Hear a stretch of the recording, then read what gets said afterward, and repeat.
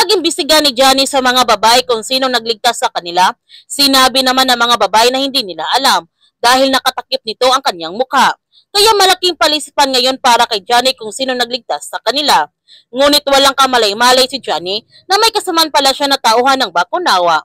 Binigyan nito ng susi ang mga lalaki para makatakas ito upang walang makakuha na witness ang mga kapulisan. Nasa kamay na nga ni Roldan ang hard drive at nung binuksan niya ito, sobra siyang nagulat dahil nandoon lahat sa hard drive ang listahan ng kanilang grupo. Nagsasagawa pala si Mike Trinidad ng ebidensya para pabagsakin ang Bakunawa.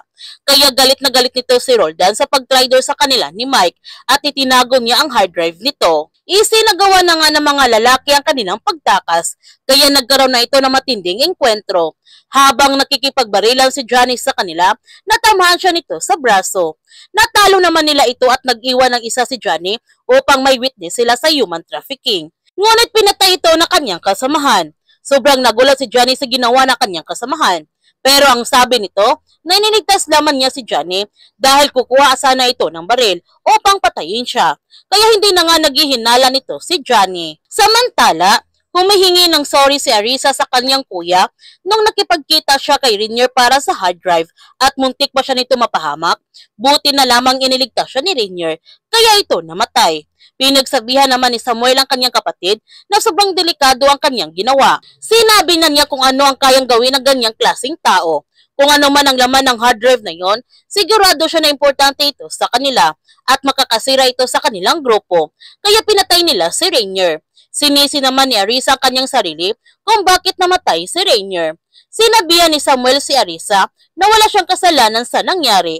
Kaya kailangan nila matapos ang kanilang misyon, hindi sila pwedeng mabigo. Ipapangako niya na bawat hakbang niya, ipapaalam ito kagad sa kanya. Kailangan nilang magtulungan para makakuha ng hustisya si Rainier. Natagpuan naman ang bangkay ni Rainier at inibisigahan na ngayon kung sinong gumawa nito. Sobrang nagulat sina Samuel na nagawang nakatakas ang mga lalaki at walang nabuhay kahit isa sa kanila.